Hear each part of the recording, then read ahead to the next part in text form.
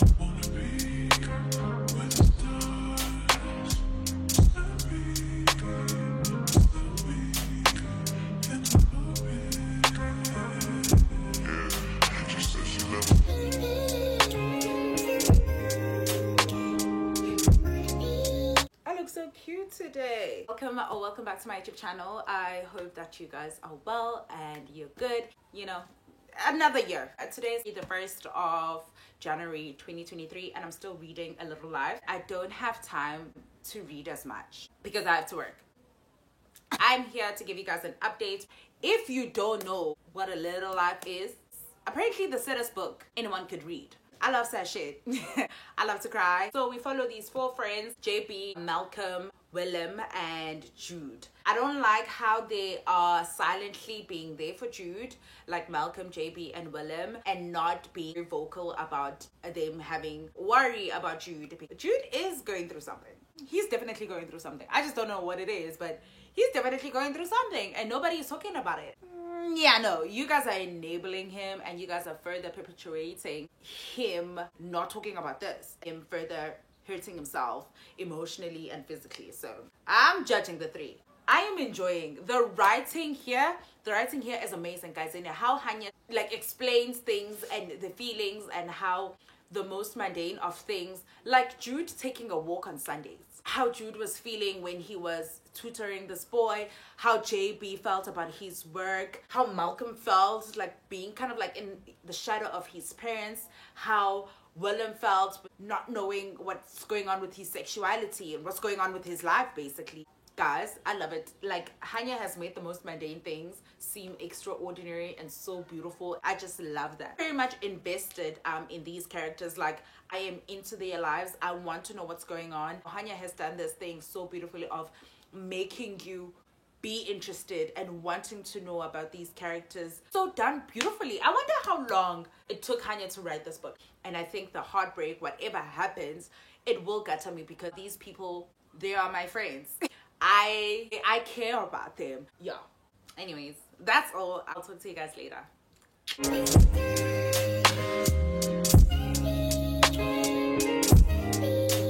Back with a reading update. So I finished Lisbonard Street. The chapter is introductory, like we get to see these 4 guys, how they are living in New York, specific apartment that's on Lisbonard Street, and how Willem and Jude came to live in the apartment and what they did in those apartments, the kind of memories that they had, just to see how everyone is like and who they are and what they do. We have Willem, who is an actor who is very much close to Jude. He was my favorite to read because how he spoke about himself, how he spoke about his brother, his family basically, and how he grew up. It was just so beautiful to read. Very forthcoming and very vulnerable. His vanity, I want to say, he is described as a beautiful man, him just always attracting women, him questioning the love that he has for Jude, whether there is a line there between actually best friends or not. JB was really interesting for me to see. I think I liked JB because he was very, you know, that JB is like the life of the party type of person. He is an artist. As how he talked about his work, you can tell that he's very, very passionate about his work. Also how he sees his friends through his work, sees it like his work, and how he's captured his friends is like a love letter to them. And I thought that was beautiful. I think for like any type of artistry is portrayed that way. I found it beautiful, and I like it when artistry is that personal, it's intimate, it's vulnerable. We also see Malcolm. Malcolm is very privileged. Malcolm is struggling with being enough to his parents, just not knowing where he is in his life because he's at a certain age and he still lives with his parents and he still does things with his parents, and his parents still make huge decisions for him. He still seeks approval from his father. His dad really compares him to the famous Malcolms and also compares him to Jude. I think Malcolm's father sees Jude as a very intelligent person and thinks that Malcolm should be more like Jude. So he is an architect. He feels like he is not creative enough. He feels like he's just a copycat, just like he's not even sure about his career or where he fits. And then we come to Jude. We don't get to hear from him personally, but we get to see Jude through these 3 friends. That he has a problem with his legs and the 3 try to protect him the best way that they know how. JP is very much outspoken, unlike Malcolm and Willem. Like, take the lead from Jude. So how Jude wants to be treated, they kind of like look at the mood that Jude is at and they kind of like take it from there. But JP is like not really caring what mood Jude is in, but at the same time I feel like he cares. Sometimes he's just like, I don't care, I'm just gonna ask a question, or I'm just gonna tell you what's really going on. You can tell that Jude self-harms. I'm just scared for what's about to come. I do get to know more of Jude and know more about him and everything like that. So that is all for Lisbonard Street so far.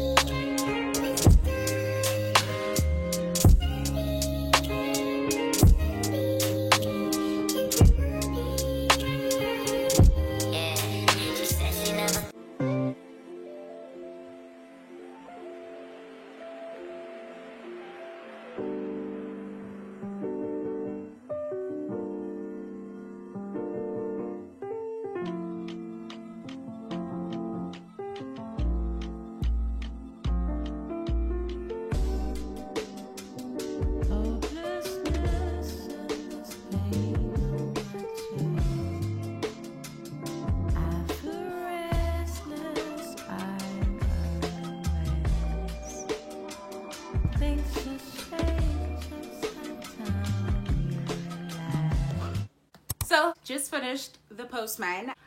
Woo! Okay, this took me the longest to read. I think it's a very long part, but wow. Postman basically like Jude's part, and also Harold. I was really happy to see Harold. We get Jude first so that we can understand Harold, right? Okay, fine. Let me talk about Jude.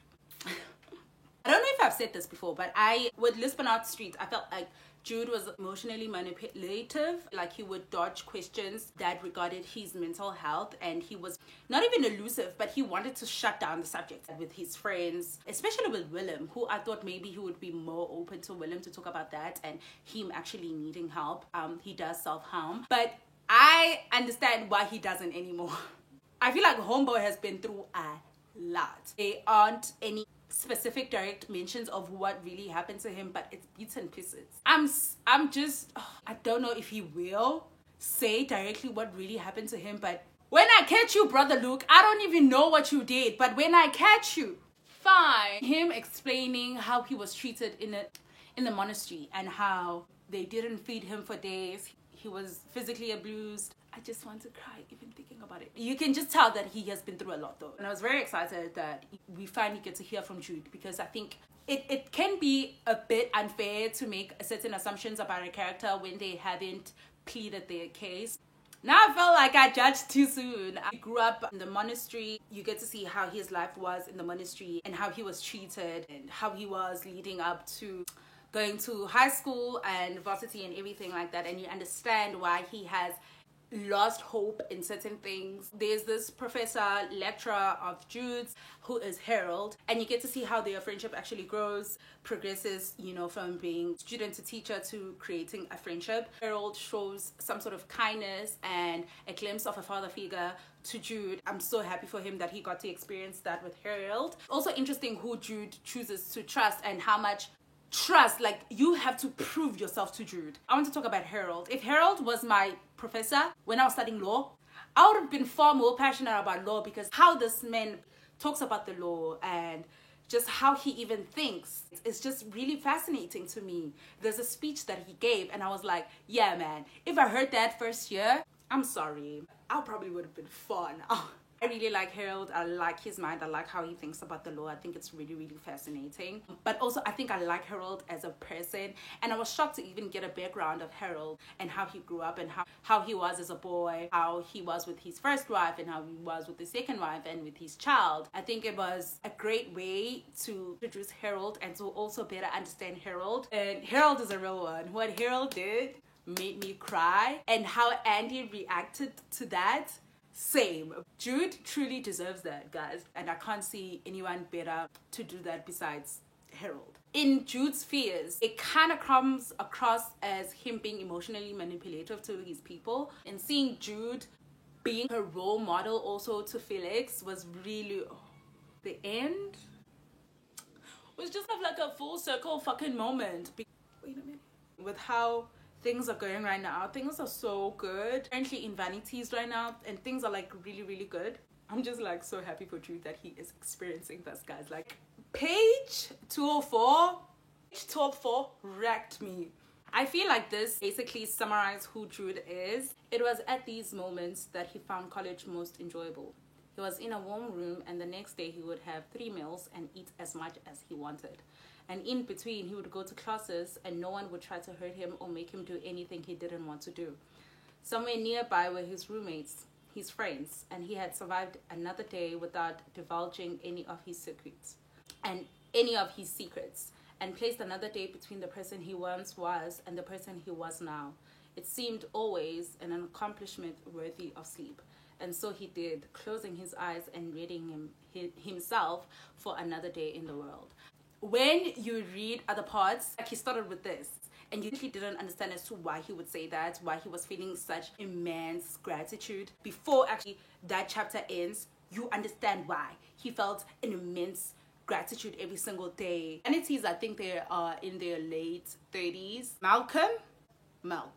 I don't know what is Malcolm doing, because I don't think he should be doing what he's doing. I'm not even sure if he's gonna go through with it. But yeah, Malcolm. Something is going on with JB and we still don't know. When they do hang out, they're in these big spaces where it's like parties every single time, so there is no time to sit down and being very intimate and being vulnerable with each other. But yeah, Vanities is starting pretty strong. Also, we got Willem's part, which I'm always ready to hear from Willem, because I just love how insightful he is, how he thinks about his life. I love it so much. So I'll come back when I'm done with Vanities and give you guys a reading update.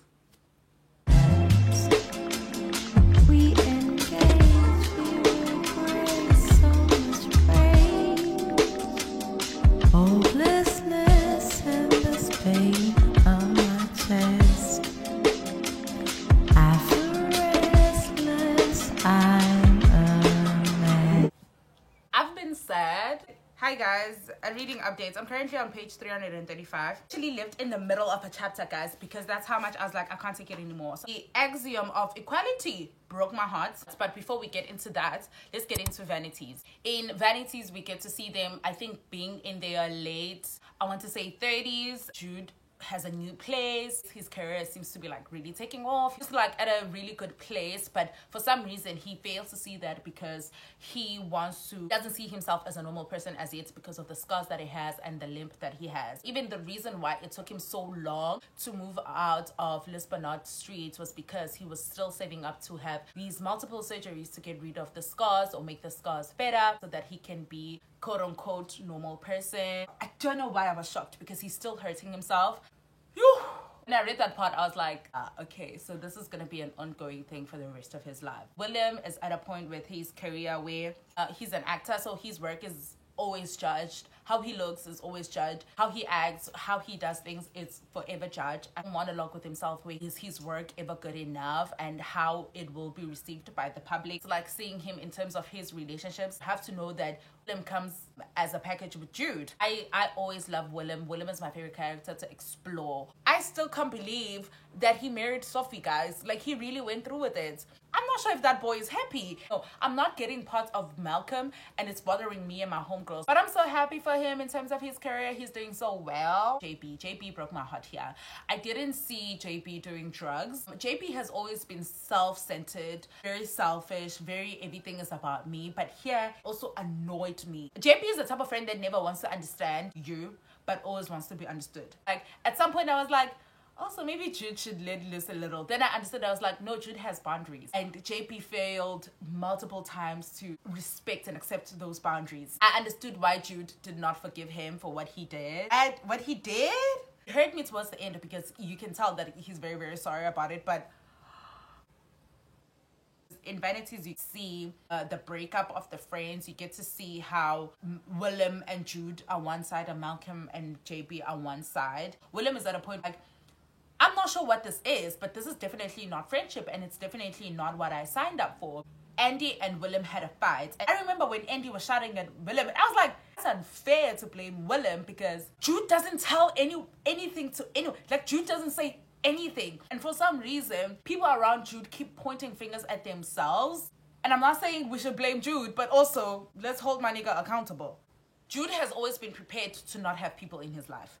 And I think that's why he fights for his friends. He's okay for them to have an argument, and he will not be the first one to reach out. I don't know. I'm understanding and judging at the same time. I wanted to talk about Jude and his relationship and him craving companionship. And I don't know if it's because he truly wants it, or if it's because people around him kind of like hinting maybe he should have someone to share it with. He meets this person, Caleb. I thought Caleb was gonna be good for my boy. That one incident where he was just like, you don't be weak. I was like, this is not gonna go well. And then it just accelerated. Jude being very aware of the relationship dynamic that they were in.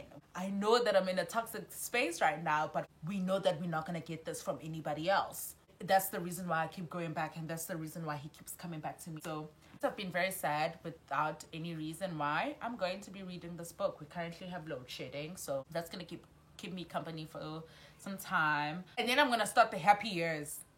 Apparently, those are the years that are gonna break me. Yeah, I'll talk to you guys later. We engage, we embrace so much pain, hopelessness and this pain on my chest. taken everybody almost 20 years to get to a place where Jude was normal. Caleb needs to die. When Andy was like, he wants to find him and kill him, and Harold was like, me too. I was like, same guys. When are we going? I hate Caleb. I hate him so much. I hope they kill Caleb. I really do hope they kill Caleb. Yeah, that's all I have to say. I feel restless, I'm a mess. It's me. I think Jude is going to kill himself. Nothing's working for him anymore. Everything is coming all at once. I just don't know how to feel about that. I feel like for the longest time it's been something that he's been wanting to do, but for some reason has always managed not to go through with it. Yeah, those are just my thoughts so far. That church place really played a huge role in how Jude perceives everything and why Jude really feels like he's a burden, why he can't share certain things, and also why he's constantly apologizing when he shouldn't. Yeah, guys.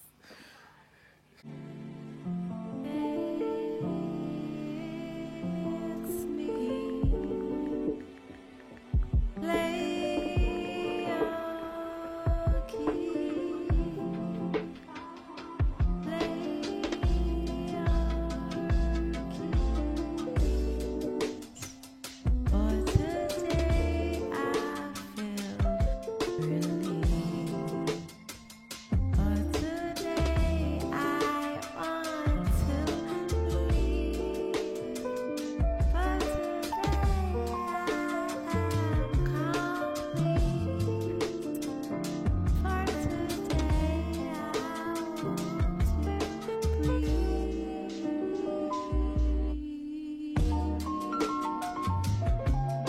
breathe.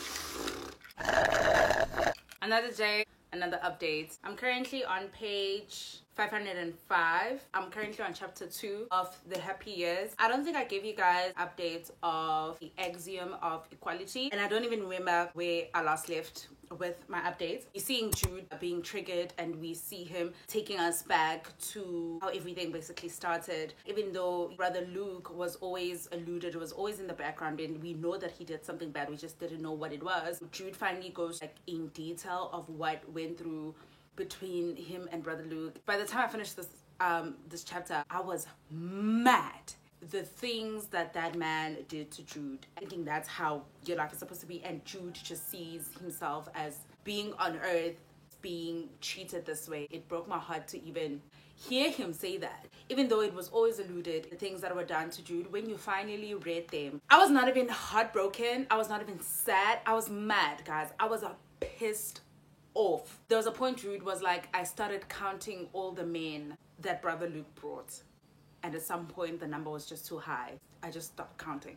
We've seen how he arrived at the monastery, but now we get to see how he left the monastery and how he got to Philadelphia, the home, and how he met Anna. I don't know how, as a person who has been through what Jude has been through, you get to recover from those things. I just don't see it. I just don't absolutely see it. I don't see him in as much as I wish it. But since the beginning, I was like, there's hope. There is hope. After reading the axiom of equality, I have no hope. When he wanted to kill himself, I understood. There is something that I always truly believe in, that there is bravery in taking your own life. They're currently in their early 40s, him and Willem, JB, and Malcolm. These people have been in Jude's life for more than 20 years. They've created their own normal of who Jude is, and they've kind of accepted there's certain things that they can't take away from Jude. And then Caleb came and just opened this can of worms. Everyone is kind of like grieving the Jude that they had before Caleb. Yeah, I feel like both Caleb and brother Luke, they didn't suffer enough. I said what I said. I said what I said. Even after Caleb, Jude was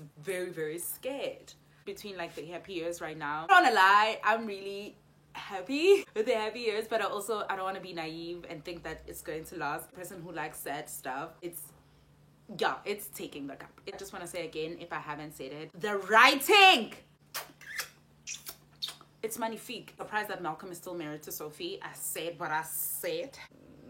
JB, frustrating me, annoying me a little bit. Him being a very self-centered person and thinking that the world kind of like revolves around him. And the more the story goes, the more the other characters in the background-ish. That is all, guys. I'll talk to you guys later. Is it me?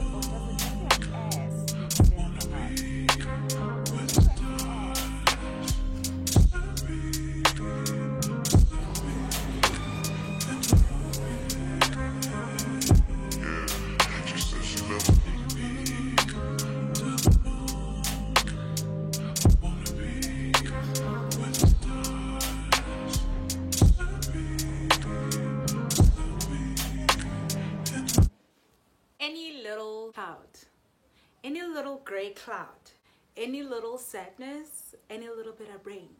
If it's gloomy, it's kind of warm, but it's also like very gloomy, and I was like, perfect weather to read. Guys, look at us. I'm currently on page 575. I just want to talk about a happy years so far. I cried. Years that I cried. I don't know what I'm feeling. I don't know what I'm getting. Usually when I'm reading certain parts like Vanities, I usually know what I'm like, what's the theme of that part. But with happy years, I'm confused. Like, my emotions are very much confused. I'm not really getting. I feel like we're literally in a limbo.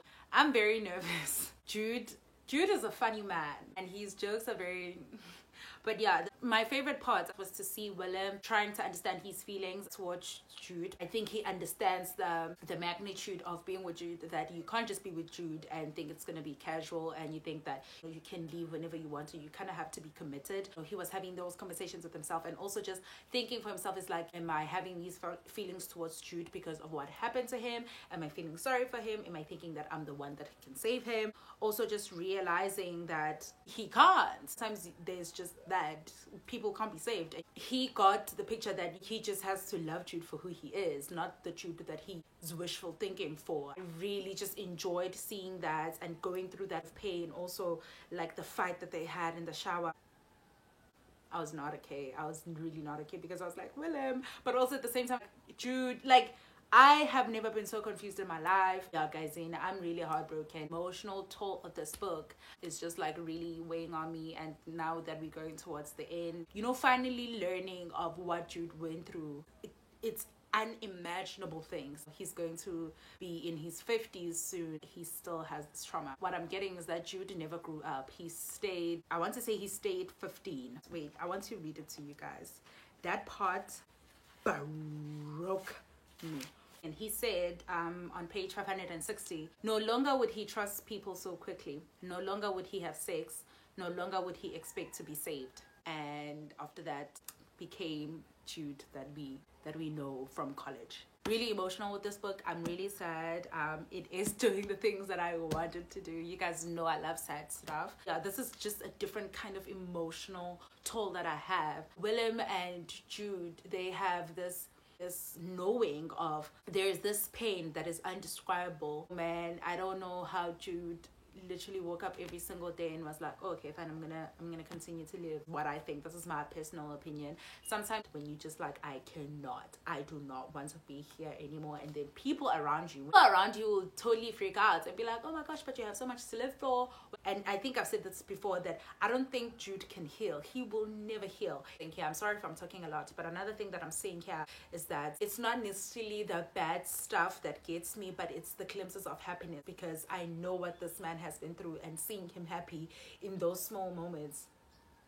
Yeah, guys, I really love this book. I don't know what else it can do now. I don't know what else it can do right now. That's all I have to say. Like, there are people who's like, oh my gosh, it's so wrong. Honestly, there's no right or wrong in this book. It's not just black and white, guys, and there's a lot of gray, there's a lot of color, there's just like a lot of everything. So I just want to say I'm surprised that Malcolm is still married to Sophie. I'm actually very surprised. I feel like I spoke too soon when I said that he was not gonna make it in his marriage. Don't see that being like true love, but also not getting his perspective is kind of like, you know, making it easy for me to be very decisive in that. But I don't think he's very happy in that. But yeah, guys, that is all. I'll see you guys next time.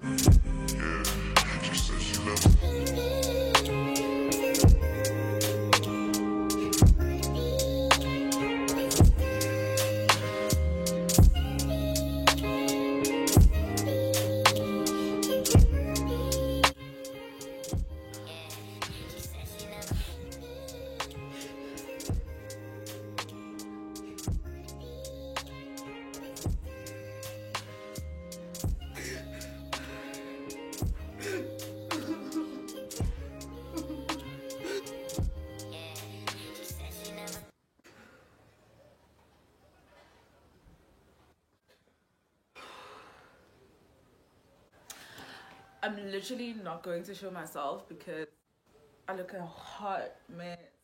Reading A Happy Years, and I think, you know, in as much as I read the painful stuff that has happened to Jude, but it's when he experiences happy days, he's like genuinely happy, that just like break me. God, you know, when he was telling everyone at Thanksgiving that he loves them, he should have had more of those times. Like, it shouldn't be in such small doses. Sometimes he seems to forget who he is, and because of the medication he's taking, so sometimes he forgets who he is. Sometimes he forgets who he is because of the medication he's taking, and he wakes up like in the middle of the night and he just asks, you know, like into space. It's like, who am I, where I'm at? Willem, bless his heart, Willem will tell him who he is. You are my oldest, dearest friend. You are the son of Harold Strain and Julia Atman. You are a friend of Malcolm Ivan. Oh God. See that part? How Willem sees Jude is just... that part really broke me. Like, that part really broke me. I'm just gonna carry on reading and then I'll talk to you guys later.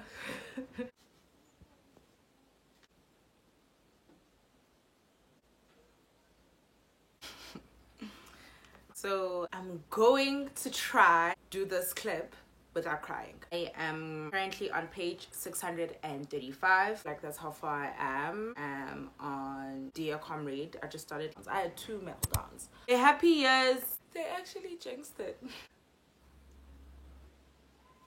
The happy years were brought. I don't know how to explain the happy years. Let me just be honest with you guys. I don't know how to perfectly articulate or even articulate the happy years. I feel like I've tried to describe as much as I can. I'm so hurt and confused. I don't know what to expect from now on. I'm hurt. I'm gutted.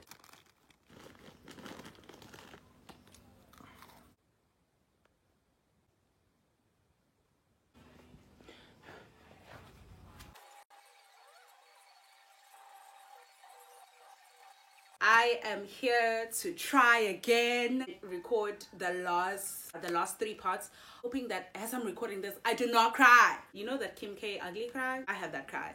Anyways, the happy years were not happy at all. They ended with Willem dying, Malcolm and Sophie dying, acknowledging Willem's death.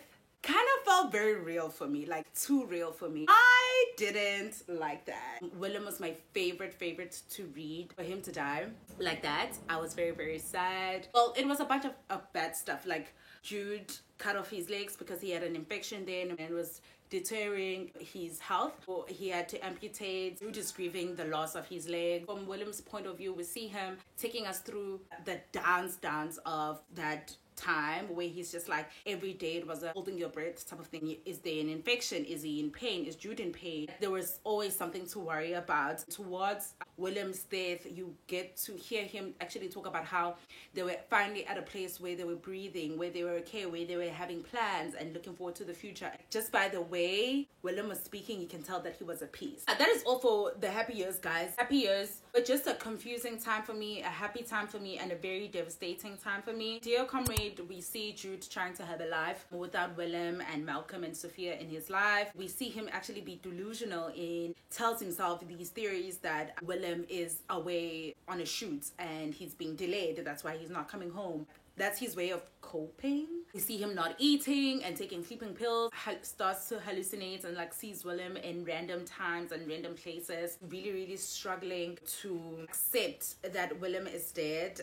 And he kind of like even voiced it out that he would trade anybody in his life just to have Willem back. And you know what? Valid. He also mentions like he had Willem for 34. There was no comparison. Willem had been the first person who loved him, the first person who had seen him not as an object to be used or peted, but as something else, as a friend. He had been the second person who had always been kind to him. If he hadn't had Willem, he wouldn't have any of them. He was unable to conceive of life without him because Willem had so defined what his life was and could be. This book just thrives on hope. It devastates you at the end. That's just what I was feeling. When I started Dear Comrade, I had zero expectations. I knew that it was going to break my heart, but the extent of the heartbreak, I didn't know. They have an intervention for him. You admit him to a hospital, and we see him finally go back to therapy. Him and JB kind of like don't speak, and he doesn't understand why he hates JB, but he just hates JB. But JB does this portrait of Willem. This is Jude looking at the portrait, and because he knows Willem smiles, he knows Willem has been captured looking at something he loves. He knows Willem in that instant was happy. Willem's face and neck dominates the canvas, and although the background is suggested rather than shown, he knows that Willem is at their table. He knows it's from the way JB has drawn the lights and shadows on Willem's face. He has the sense that if he says Willem's name, then the face in the painting will turn towards him and answer. The title of this painting, Willem listening to Jude tell a story, Green Street. I'm not going to cry. You see towards the end of Dear Comrade, sort of like having hope to his therapist, and he tells his therapist that he has decided to stay. That gave me hope that, okay, you know what, in as much as it's difficult for him to live, I see him trying to have a life and trying to look at all the good things that are happening in his life. I wrote, this gave me hope. He's talking about his past, telling his story. You get the sense that he is getting better. And Yibuzanga elangeni, because on the last part you see Harold speaking to Willem. He's at Willem's grave and he's talking to Willem, telling Willem of the things that were happening after he died and how Jude was. Finally told his story, but we also learned that Jude kills himself. Harold and Julia and JB, like, see them obviously through Harold's eyes. Harold is the one telling Willem about all the things that are happening. I'm not gonna cry. Andy died, Richard died, the young Henrys died. Like, yeah, we see people dying, bro. It was so sad to read and experience. Again, just to see how much Harold loves Jude, but Jude I don't think Jude understood the magnitude of Harold's love. I wish he had. Not that I think it would have changed anything, but just for him to know and understand that. I think what hurt me the most in Lisbonard Street was Harold actually speaking. Yeah, guys, I really love this book. I love this book, the writing, in as much as everything is just like so detailed. Everything is explained in such a way that slightly it's like they're teaching you, like even with self-harm, like Jude explains it in such a detailed way. Like it's almost like they're teaching you how to self-harm. I don't know. I love and hate that.